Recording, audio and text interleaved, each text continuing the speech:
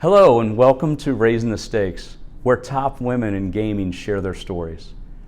March is Women's History Month, and I'm so glad the AGA has the opportunity today to bring people together to celebrate women's important voice in our industry.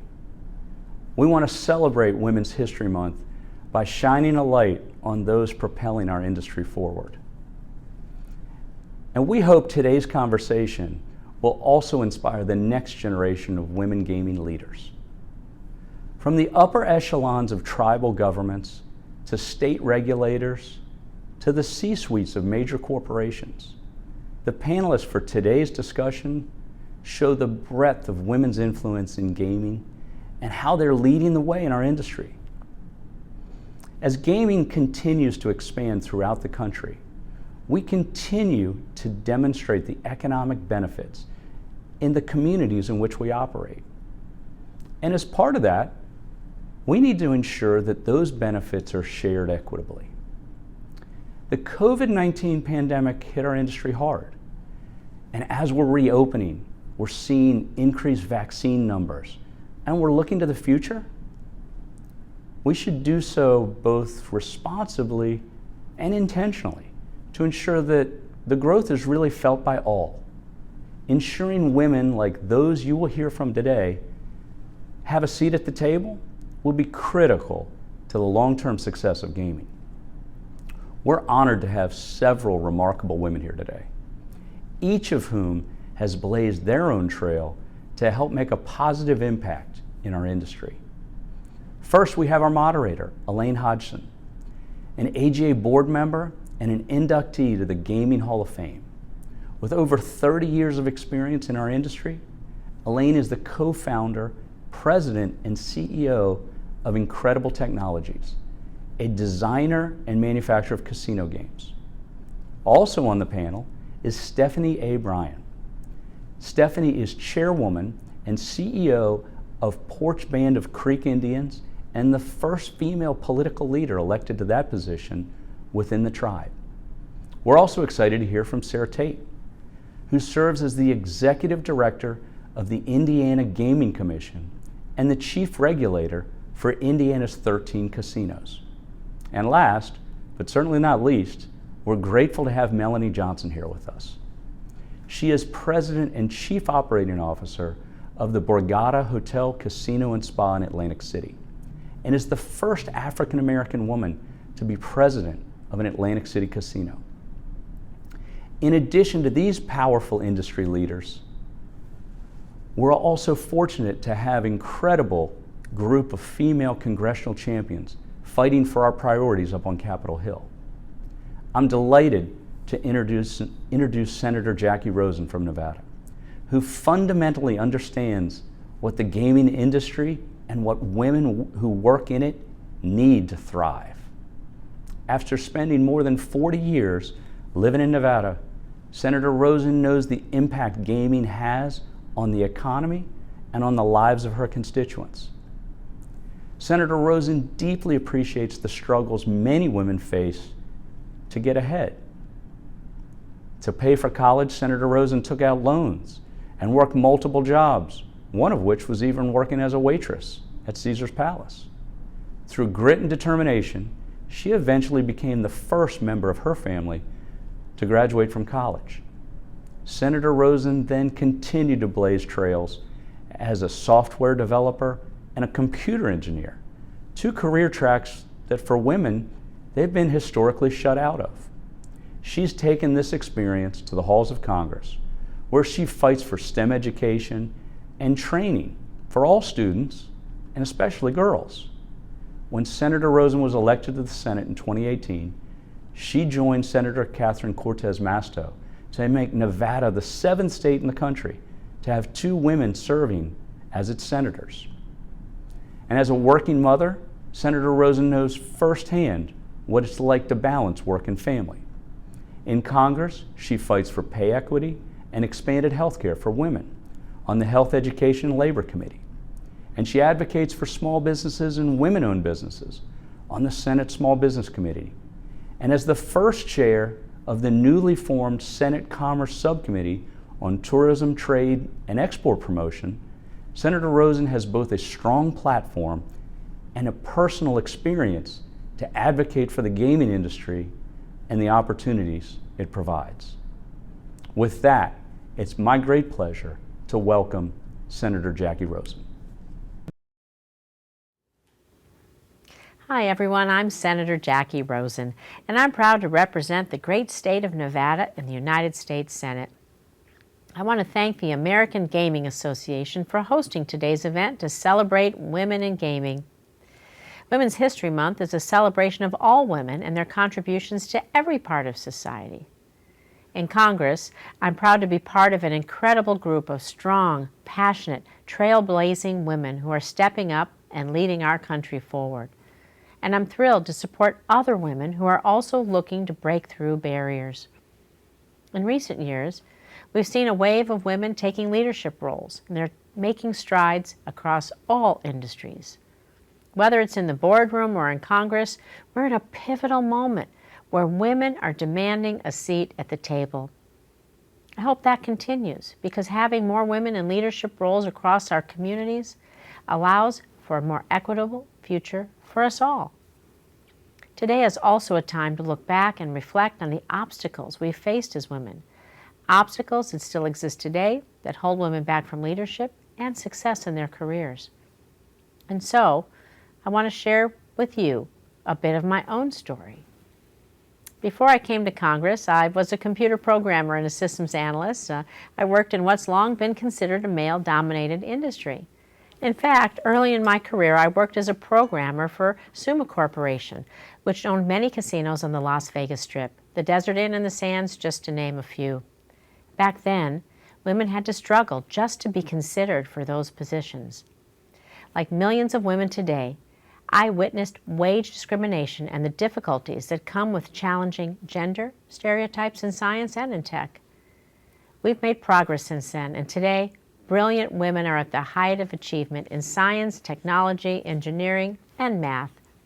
That's why I'm so passionate about giving women, particularly young girls, more opportunities to get involved in STEM, in careers like coding and engineering, so that women can build better futures for themselves and for all of us.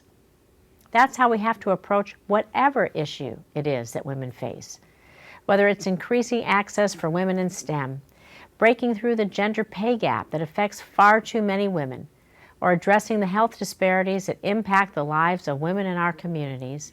Having a seat at the table means we can bring our personal stories, our experience, and our expertise to the table and develop a solution. I know that there are many women in Nevada who are small business owners and whose small businesses take part in and depend on gaming. During this challenging pandemic, I'm proud to have led the charge to ensure that these businesses are given the same access to COVID-19 relief as many other small businesses. As a senator, I brought my personal experience as well as those of other women from my state to help find solutions. Right now, there are so many issues in the country and around the world that directly impact women. So I urge the women watching this to find one problem, one issue, one piece of the puzzle that makes up our society. Make that issue yours. Sometimes you seek out the problem, and sometimes the problem finds you. But whatever the case may be, women must stand firm, face the problem head on, and respond with a clear resolve. Here I am, ready to engage. Here I am, ready to take part. Here I am, ready to face this challenge. Here I am, ready to work together. Here I am, ready to solve this problem. Together, we can break through the barriers that are holding us back, especially when we have allies like the American Gaming Association. So I want to thank you all for having me today. I want to say thank you to the amazing women here for the work that you do as leaders in the gaming community and as role models for the next generation of women. And I want to make a request of you. Let's continue to call out gender bias and inequality. Let's choose to challenge ourselves. Let's choose to seek out and celebrate women's achievements. Let's keep fighting for our fair share. Let's keep breaking down barriers, and let's keep working to achieve a healthier and more equal society. I know we'll succeed, because when women put their minds together in any industry, there is no new ground that we cannot break, and there is no glass ceiling that we cannot shatter. Thank you. Let me introduce our distinguished panel. These women have reached the top of the gaming industries, all in different ways. They'll each share their story with you and then engage in a discussion.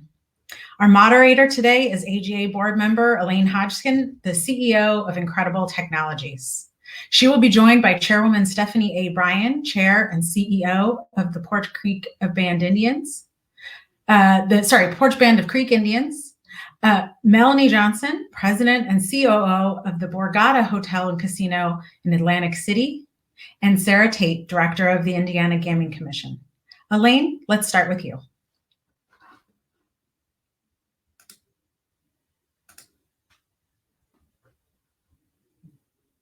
To be with all of you today.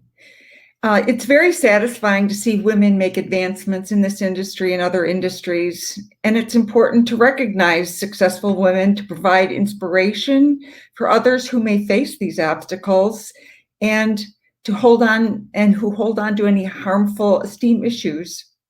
So here's my story. I was raised in a lower middle class family in the northwest suburbs of Chicago. That right there sets the stage of my white privilege, good public education, all basic needs met upbringing. I'm 65, and my parents were in their 40s when I was born. Many of my parents' generation had very strong ideas about what the roles of men and women were. My father was a firm believer that a woman's place was in the home. My mother went with that. However, I had some of the family stubbornness in my genes, and growing up in the 60s and 70s caused me to rebel against my father's ideals. Fortunately, I ended up having an aptitude for math and science. In those days, that often put me in classes with a relatively high number of males. But I did not feel discriminated against too badly, because the technical types did tend to give respect according to talent. Besides, we were all geeks and we were all discriminated against. However, I do remember having male lab partners who would try to assume control over the whole process in the lab and take things out of my hands even. So I did have to learn to fight for my turf. Ultimately, I got a degree in biochemistry and held several jobs in the chemical industry, once again finding myself in a male-dominated industry. One large company I worked for had a female vice president. She was part of my interview process. She was very supportive and set an example that women could succeed in that industry. I was in a meeting at the same company in a big boardroom, and the president was there. And he got up and served coffee to me and others. This made a very large impact on me, such that he treated me as an important member of the group, though I was relatively new, and the leader was supporting us. I had several male bosses along the way and was fortunate that they were good mentors and honestly helped me. I was exposed to the use of computers in my lab work and ultimately became more interested in computer programming. I was not enjoying the lab work I was doing, so I took a risk and took a job available where my then husband was working and became a video game programmer. My goal was to learn and gain experience at programming, go back to a different chemistry job, and be even more valuable. However, I like programming and the new programming video game industry, so I never looked back. The video game industry had some turbulent times in the mid-'80s, and the company that my then husband and I were working for lost a big contract and closed its doors. So with a small amount of cash and our credit card, we started a business. I turned out to be the one who could go out and talk to customers and ask for the sale, so that's what I did. There was a time I was concurrently programming to meet deadlines, selling our services for the next round of money to keep us alive, and starting a family. That was 35 years ago. I do not know how I had that much energy. And I am not alone. That is something a lot of women do then and now. I definitely benefited by being my own boss and setting my own work schedule, which then in those days was at least 60 hours a week. But I also had tremendous support from my then husband and business partner, grandparents, and other people in the company. Most of my career has been building one company and evolving myself from programmer to salesperson to manager to business person. Each step of growth was challenging. To be CEO of a company the size of Incredible Technologies was about starting as the CEO from the very beginning and hanging on. It was about survival and not giving up. Did I mention I'm stubborn? But it was not about politics and competition with my peers or being an elected official. To survive for me has been about surrounding myself with great people and supporting them to do their jobs well. I suspect that many of the men in my company don't have a problem with women leaders, since that's what they signed up for. But of course, we did have to prove to customers that a women-run company could serve them well, which thankfully my team of great women and men have done. So that's my story. Now, on to Chairwoman Stephanie Bryan.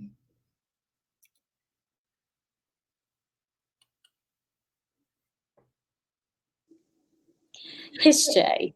Hello, I am Stephanie Bryan, Tribal Chair CEO for the Poarch Band of Creek Indians. I want to say thank you to CEO Bill Miller, to Senator Rosen, Alex, all of the government relations team, as well as the distinguished women who are here on this panel today. I look forward to hearing each of your stories. I am the first female chair CEO for the Poarch Band of Creek Indians. I was elected in 2006 as the vice chair of the Poarch Band of Creek Indians by the flip of a coin toss. In 2009, I was the first direct elected official for the Poarch Band of Creek Indians. 2014, I became the first female chair CEO for the Poarch Band of Creek Indians. Of course, with a lot of opposition from males at that time that a woman should not serve as a CEO and at the top. So even in the face of adversity and resilience, my mother always said to just do your best. And of course, that's what got me to where I am today. I have a heart and a passion to serve people, to help people. Being raised in the Poarch Creek community, we're the only federally recognized tribe in the state of Alabama. And being raised in the Poarch Creek community as a little girl, a poverty-stricken community, it wasn't easy. There were a lot of times I was not able to go to birthday parties and such. But back then, the tribe, we didn't have much. I could see the dirt through the crevices of the wood at my home place. And we didn't have much, but we had the most important thing, and that was love. And in the 80s, a lot of our elders fought hard. The road to federal recognition was not an easy road. So we are a tribe of perseverance and overcoming various challenges. So in my leadership role since 2006, the tribe, the growth here has been over 1,300%. It has changed the landscape of the Poarch Creek community. Class 2 gaming has helped us change the landscape of the community by offering health care, education, along with other benefits for boys and girls clubs. Infrastructure has definitely improved. I tell everyone, if my grandmother and our ancestors could see what we've done here in this rural community that was a poverty-stricken community, they would all be so proud of the tribe and how far we've come. But we remain humbled people to help others. We've donated billions of dollars to various organizations throughout the entire life of the Poarch Band of Creek Indians. In 1984, the tribe was predominantly funded on grants. That's no longer the case here. Through our economic development growth, 90% of our budgets are from economic development. In 2015, myself, as well as other leaders, had a vision workshop to plan the vision for the Poarch Band of Creek Indians and our next step. Mind you, for a long time, I was the only female serving in leadership with 8 men. There's a 9-member board, and I was the only female for several years in my career, as the only female serving with 8 men, and we now have 5 women who serve in leadership. So in 2015, we had a vision workshop to talk about diversification within the tribe and gaming outside of the state of Alabama. And at that time, I thought so much of what my mother and my grandmother instilled in me as a young girl. Do not put all of your eggs in one basket. And so at that time, we decided to grow outside of the state of Alabama, because here in Alabama, we have Class 2 gaming. And of course, the challenges that we faced as a tribe, where the state had sued us, as well as the county had sued us, we won those cases. It was just a fight to protect our sovereignty. And so there has been so many different challenges that the tribe has overcome. But my mom and my grandmother raised a lady who is resilient even in the face of adversity. And so overcoming that, and even overcoming a lot of my own personal struggles and challenges of living in tribal housing, a single mom, working 3 jobs, going to college, I could have easily just given up. And I was determined to make a difference in a lot of people's lives. And that's my passion in life, is to help people. And what better time for me to help? Growing up in the community, and the tribe only had 10 employees. And as I said, it was grant funded. Self-determination and self-prosperity is definitely what we've created here. But we still remain humble people and give back, because we know what it's like not to have much. So now, from going from 10 employees and watching our tribe as a little girl grow from 10 employees to now over 6,000 employees, as well as our portfolio consists of gaming outside of the state of Alabama. We now have gaming in Pennsylvania, the Caribbean, which is Aruba and Curacao. I'm sure some of you may know that the press release in reference to Virginia.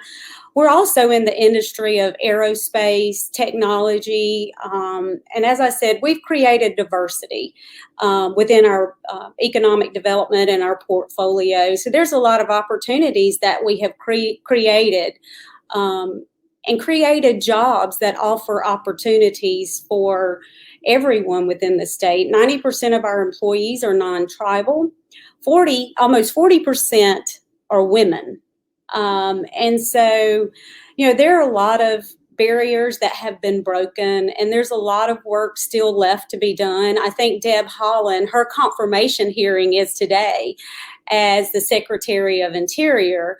And so, there's a lot of history been made. There's a lot of things that we've overcome, opposition and things that were instilled at a young age that has helped our tribe overcome those barriers. And being a matrilineal society, it's even more important that how hard we as women have to work to get to where we are, that people recognize the passion that we have, and that we inspire other women and the future generations that they can do the same as well. So we want to lay the groundwork, inspire our daughters, our granddaughters, to do great things, to lead by greatness, lead with passion, break those barriers, create your own path. Don't follow the path. If someone tells you you can't, always show them that you can. But I think a lot of times, in women, sometimes inspiring each other, we need to be encouraged. And I'm oftentimes reminded that at the top, it's not easy. It's never easy. But as long as you're determined to be successful and make a difference in people's lives and give them an opportunity to not depend on entitlement, but work hard and always put your heart and your passion in what you do, you will be successful. I look forward to working with all of you women to continue to break the barriers that we need to break in order to be successful, in order for our daughters, granddaughters. We will pave the way. Mado, thank you.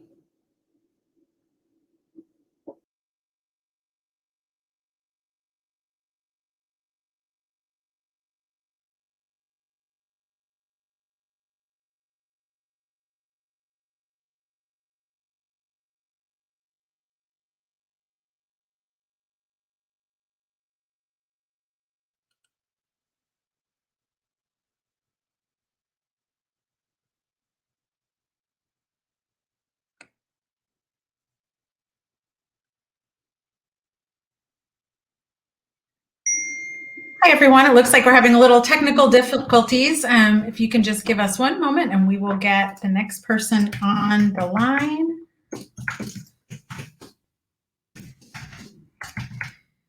This is the fun of living in a virtual world, right?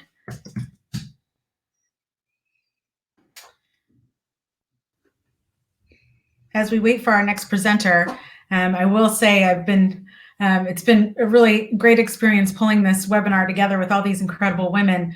And it occurred to me when we did our dry run of this, that it was also a AGA women-led team that pulled this together. So we really are sort of on brand with this month's celebration.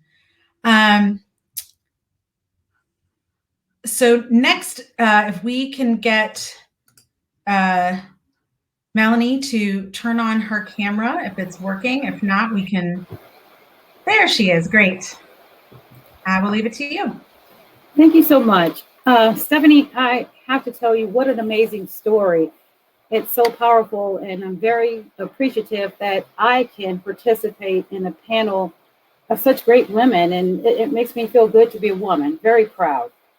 So I'd like to start off by saying, being a woman in this industry hasn't been easy. It's had challenges, and it also afforded me a lot of benefits. The journey hasn't been without obstacles, setbacks, and walking the extra mile, and walking that extra mile time and time again. I've been fortunate that I've had the opportunity to work in 6 gaming jurisdictions and for 3 major gaming companies. One of the keys to my success has been mobility. My lifestyle afforded me the opportunity to be able to move and transfer, and that provided more opportunity for me. I started my journey a little late. I'm a mother. I have 3 children, and my first priority early on in my life was to make sure that my kids had a great foundation and they were stable. I did have a career, but I knew that I had to have a home base and I had to take care of my children. So I started moving in 2006, and that's when my career really elevated. As everyone else, my journey began small town person.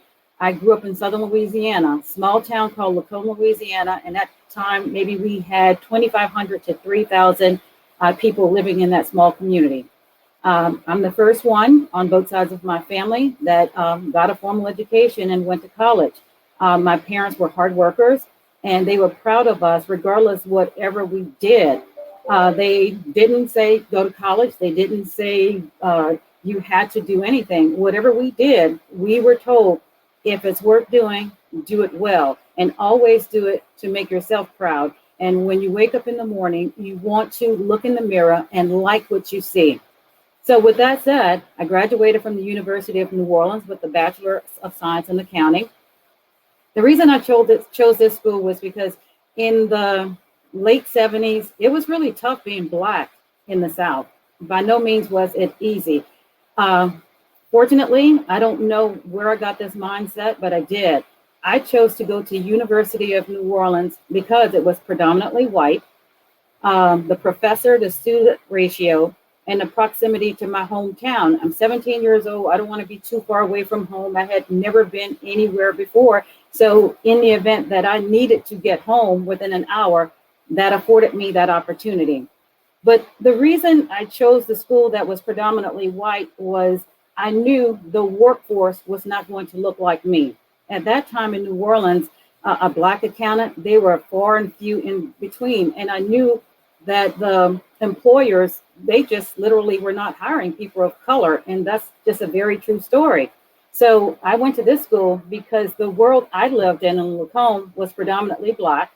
And I needed to be able to navigate in that environment and understand the culture and to be a fit into that environment.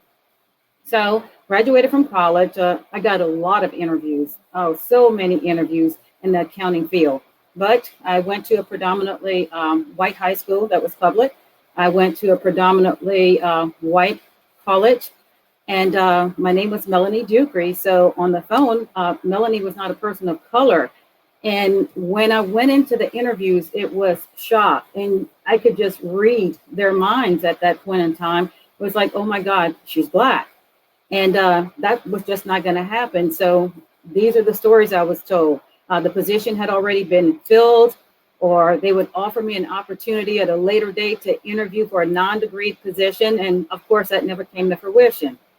I needed a job really bad. I really did. I remember my daughter asking me as an adult when she was going to college, she goes, Mom, I'm majoring in history because that is my passion. What was your passion when you were my age? And I literally told her survival. She started laughing because she thought I was joking. I know, no, literally it was survival. I needed to find a job. My parents, I mean, we were poor and they didn't have it to give to us, and we had to make our own way. And I didn't want to ask my parents for something knowing that financially they could not deliver on that. So after pounding the pavement, trying to find a job, I went to an employment agency in Slidell, Louisiana. They sent me on an interview with a bank for a commercial loan teller. I did, in fact, get that job. I was overqualified. No degree was required. And I didn't wear my feelings on my sleeves. I was very happy to get that job because I needed experience. I needed to make money. My commute round trip was 2 hours. I had to pay toll tags, and my annual compensation was $9,600 a year. And I had to pay that agency 10% of that. So I like to jokingly tell this story that literally I bought my first job. So I paid $960 for it. It's a great story. It sounds good, but it built character for me because I knew that I had to do whatever it took to get experience and not wear my feelings on my sleeves, not feel sorry for myself. I just had to do what I had to do. But I was never afraid to leave. I had a lot of confidence because I grew up with boys. It was my cousins and my brothers. So it gave me a different mindset of not being afraid to take a chance. Don't worry about failing. Just pick yourself up and dust yourself off. So I worked for that company and I left. Literally, I found another job. I went to work for another bank as a credit analyst. I left that bank and I went to work for another bank as a general ledger accountant. And then I went to work for this oil and gas company, and I thought this was the best job known to man. In my mind, I was young and I didn't know any better. I was going to retire from that job, just literally retire from that job. I loved it. It was the best thing that ever happened to me. I'm just sitting there. I'm planting my roots. I felt like a live oak. I'm just going to be here for the next 100 years. Well, as luck would have it, the company filed for Chapter 7. And literally, that rug was pulled from underneath me because I had to get out on the job market again, knowing that I was a Black woman, knowing how hard it would be to secure comparable employment in Southern Louisiana. But fortunately, my director at that time, he had a business card for the vice president of HR for the gaming company that was awarded the first and only land-based casino license that was non-tribal in the state of Louisiana. Gaming was really new to Louisiana in the early 1990s. We had a few riverboats and we had tribal casinos. So getting into the industry was not something that I was pursuing. It was something that happened to me because of the company filing for a Chapter 7 bankruptcy. So send my resume into the VP. I get a call. At my present employer, I was a financial analyst. So I sent my resume in. I'm applying for a financial analyst position. So I get to the interview. I've got my suit on. I've got my little silk tie, and I'm ready to go. I'm going to get my job. In the midst of the interview, I realized that I was being interviewed for the manager of financial accounting and reporting. So I just flipped my conversation really quickly and just pretended like I knew I was there for that particular interview, which in fact I wasn't. And lo and behold, I was offered that job and I accepted it. And that was one of the proudest days in my life, that I had a job of substance. I was a manager of financial accounting and reporting. I was a person of color, and I wore that title with a badge of honor. So I worked for the company, and I was afraid because I had never had a job of that magnitude, but I was not going to allow fear to deter me. I formulated relationships with the best in the brand, male, females, superiors, my peers, subordinates. I did everything that I could to become proficient and be the best in class. And over time, I continued to work, and my daughter graduated from college. And at that point in time, I'm going, it's time for me to spread my wings and fly and just see how far I can take this career. My goal literally was to become a chief financial officer. Being an accountant and a certified public accountant, I said, okay, once I achieve that level of success, I'm good. I've done everything. I've surpassed any goals that I ever set for myself. And I was very happy. And I was happy because my family was very proud of me. I didn't do this for me. I did it for my family, and I did it for young girls. So girls of color, and they could look at me and go, I can do this. There's someone that looks like me in that role. So my goal was not necessarily for me, but it was to pave the way for others. And that was through mentoring young people. It was sponsoring young people and having courageous conversations and telling the truth, but delivering that truth in a way where that person's pride and dignity and self-worth were kept intact. So the question that I get asked a lot right now is, how does it feel to be the first Black woman to be the property president at the Borgata? And I thought about it long and hard, and I always had an answer that I thought was the right answer. And as that question kept getting asked to me, I started thinking about it long and hard. And my answer now is, yes, I'm the first Black woman to be the property president of the Borgata, but this is not my first. My first role was a combination of interim general manager and CFO. And then I was an assistant general manager. And when I worked for MGM Resorts International, who hired me in June of 2015 in Tunica, Mississippi, I literally was the first Black person to be a property president in the history of Tunica Gaming. So that truly was my first, and that was the big honor.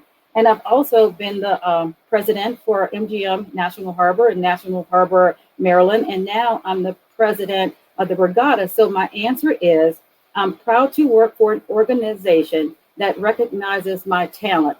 I'm a woman who just happens to be Black. And that is my answer. And that's how I feel about it, because I'm not wearing my Blackness as a sense of pride, or I got this job because I was Black. I got this job because I was the best candidate for this job. And I can make contributions to this company and make sure that the property remains successful, taking care of my employees, taking care of my guests, taking care of the property. So that's the reward that I get. And I'm very proud to say that working with MGM Resorts International, half of our workforce is made of women, and over 40% of our workforce are women in management positions. My journey wasn't easy, by no means, but it's also molded me into the professional that I am today. And I live by this. Know when to try harder and know when to walk away. I knew when to try harder to try to get those promotions, but I knew when it was time to walk away from a company and explore a different profession or take advantage of a different opportunity. So thank you guys for listening to my story. The one thing I would like to leave with, where I am in my life today, is about the legacy, my legacy. How do I want to be remembered when I'm gone? And it's about how many people personally and professionally that I have touched and made a positive difference in their lives. Thank you guys for giving me this opportunity to speak, and that is my story. Great. Thanks so much, Melanie. And last, we've got Sara. There's Sara. Hi. Well, good afternoon. Thank you so much to the AGA for inviting me to be a part of this panel and to,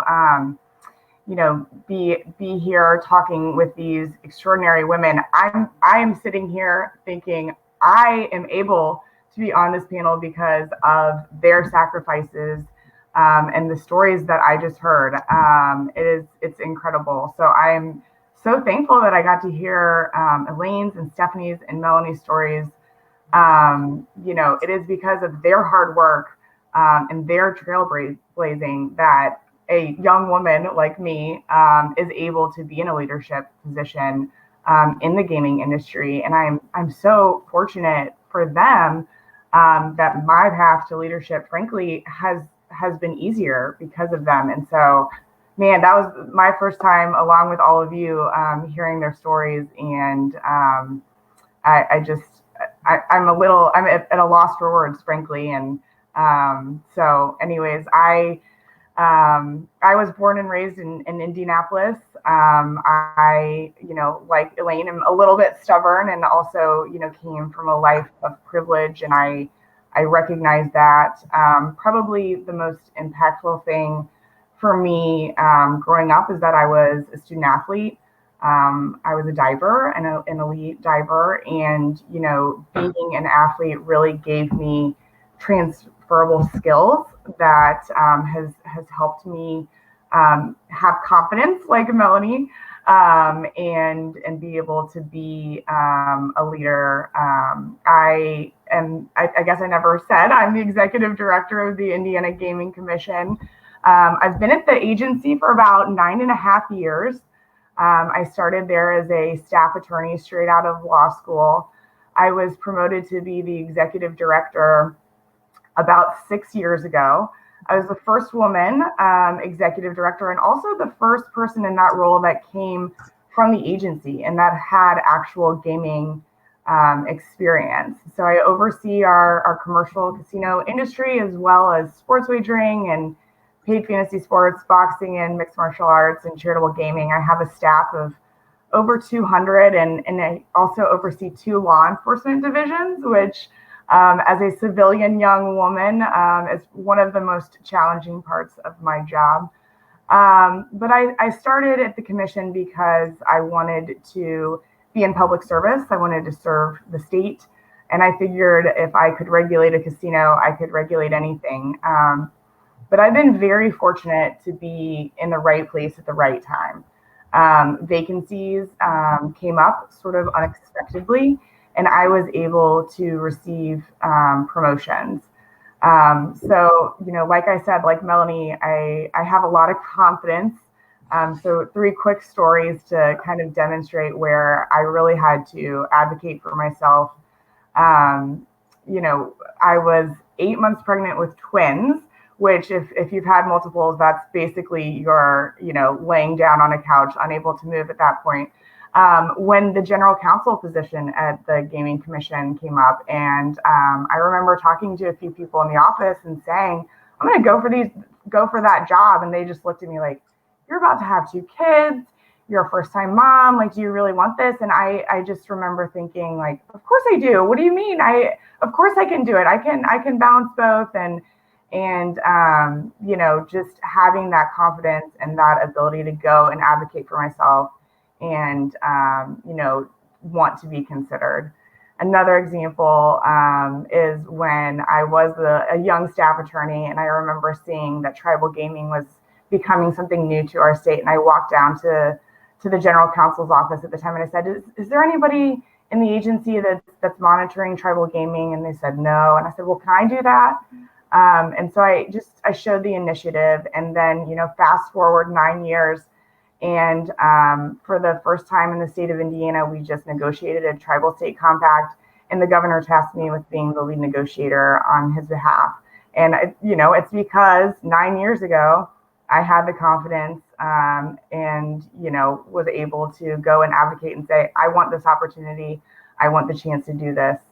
And then last but not least is when the executive director role came open, and I was 31 when it became open. And certainly a lot of people didn't think I was ready, including my own father. And he said, Sarah, the executive director, that's a really big job. And I said, well, I can do it.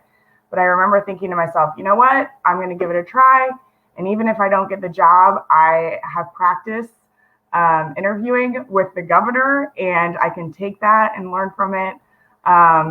So, those are three little stories to just demonstrate that, I've been in a very lucky position to, have these abilities to move up.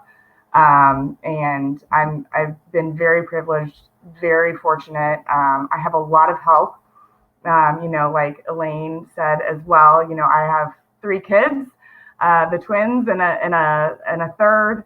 So I've got a great support system, and it does take a village, and I appreciate that. And again, I'm so thankful to be on this panel that I got to hear these women's stories, because again, I feel like I am able to be here because of them.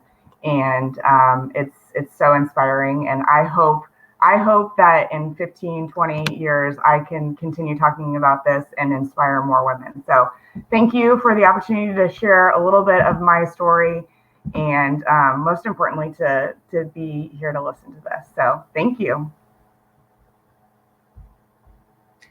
Great. If we can get everybody's cameras and mics back on, we've got about 15 minutes where we can have a little bit of a conversation. I will back off once again and let you guys have it.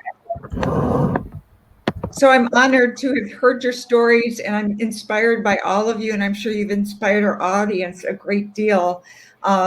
You've certainly proven that women and women of color can be in high positions in this industry. Jacky Rosen, and not to mention Kamala Harris, showed that women and women of color can be in high positions in government as well. So that's pretty awesome. I want to first say I resonate with something that Melonie said about, it's great that you're considered a great woman at doing something, but also you want to be considered great at something and also a woman, or also a woman of color. It's something that I also feel, and sometimes we get to be called, oh, she's a great woman of something. I just want to be the best at something. Okay.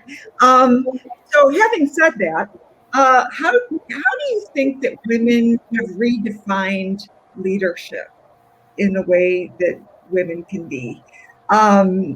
Does anyone want to take that right away, or should I pick on somebody? I'll take a stab at it. I think the way we've changed leadership is because, first of all, we're nurturers.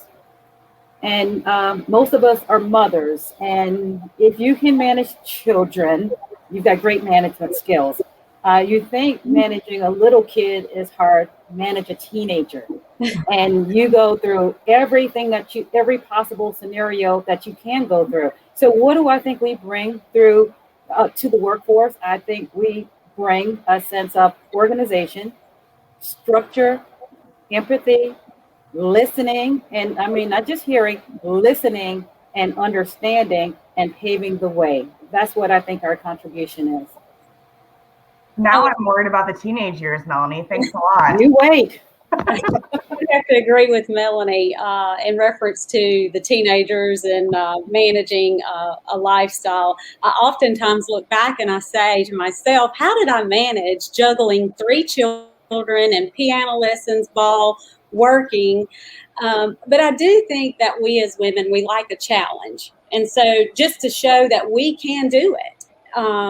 And we are the core of a family a lot of times. I mean, so I think having the confidence and knowledge a lot of times helps us.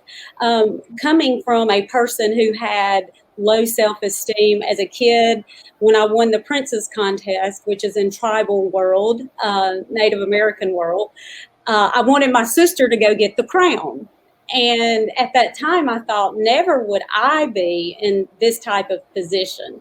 But with knowledge, a strong work ethic, and just a lot of confidence, there's no better feeling than walking in a room full of men. I'll never forget going before the Pennsylvania Gaming Control Board, the commission, to ask for the license when we purchased Bethlehem.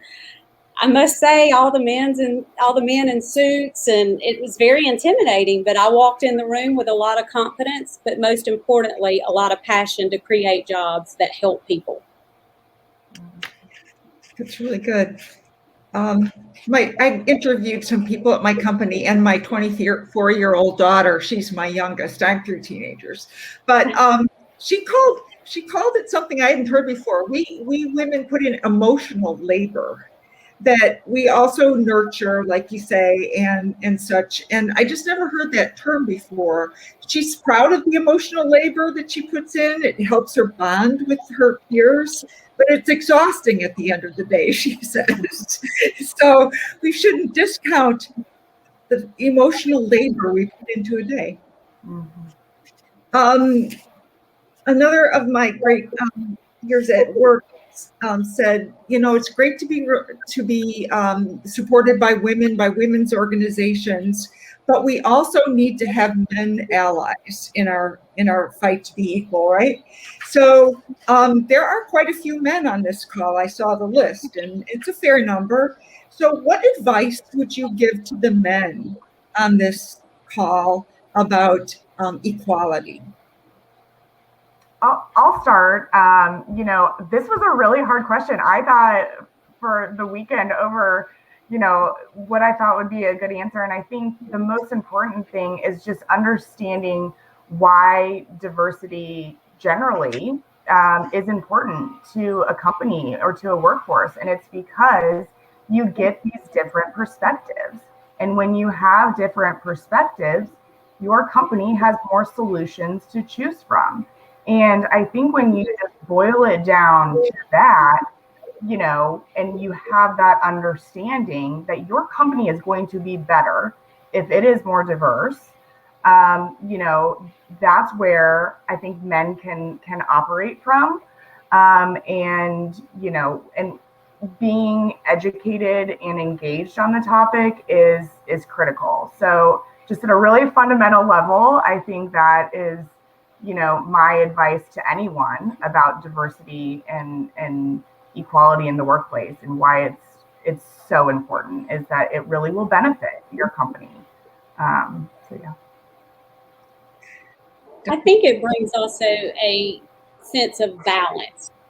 I think that women look at through a different lens sometimes, and as you said earlier, it is more stressful on a female in leadership because we're so passionate. And, sometimes we overthink things, and sometimes we can never shut down, as you said, all weekend thinking of what would be the advice. And the advice is to hire more women. Hire more women. Get the job done. And I would like to piggyback off of that. It's about mutual respect. I'm not asking for special treatment, nor do I need it. If I need help, I will ask for help. And I just want to be a partner, and I want us to have a great working relationship. I'm just not looking for you to walk on eggshells around me, because if I've got something to say, I'm going to say it in a respectful, professional manner. Mm-hmm. I'll give a story from our director of marketing about why it's important to have diversity in the room. She was in a game development review of a product slot machine, and she looked at the game and she goes, Does anyone notice that one of those symbols looks like a birth control pack? And all the men in the room goes, what? So, I mean, that's a very visual idea of it, but there's so many reasons why you should have diversity in the room. They're going to see it, that see things that other people cannot. Mm-hmm. So getting short on time here. Let me see what would be a good thing to end it with here. Just how has being a woman helped or hurt your success? Any specific stories that you have that you didn't already relate?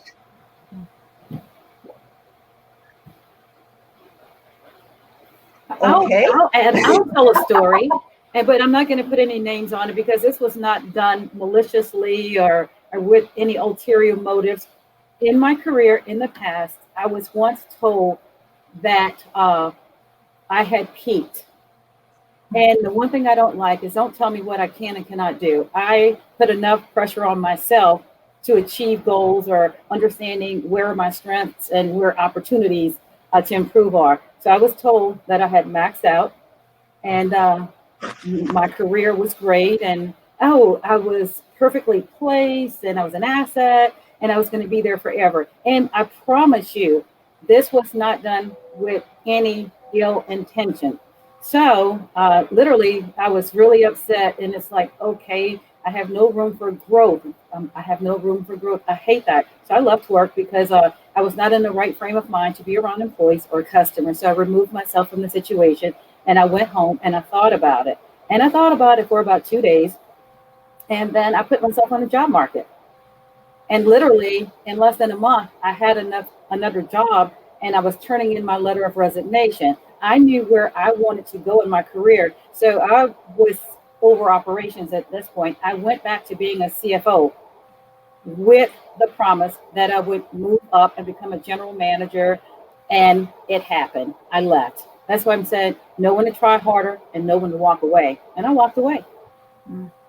And I am here right now because I had someone that had a courageous conversation with me and I much appreciate it, but I was not afraid to walk away and I'm at Borgota today because of that. I love that. You all believe in yourselves. It's awesome. Well, we are right coming up on the end of the hour. I think we probably could have made this a series. I don't know, you guys have probably been so concentrated on the conversation, but in the chat, we're just getting such great messages. So, you know, you've really inspired a lot of folks today. And I think there was actually a lot of usable information that women can take away from this and instill in their own careers and a little bit of advice for our male colleagues. So that's great as well. So again, I just really want to thank you all for being willing to share your stories, for creating a path for women in this industry. I think we're really changing sort of the face and the understanding of what the gaming industry is. I want to thank everybody who participated and listened. We will send around a recording of this and encourage you to share it with your colleagues because, you know, while this is Women's History Month, I don't think we need to be confined to March to show our strength and show our power. So a huge thank to everybody, and I hope everyone has a great afternoon. Thank you. Thank you. Thank you, Alex.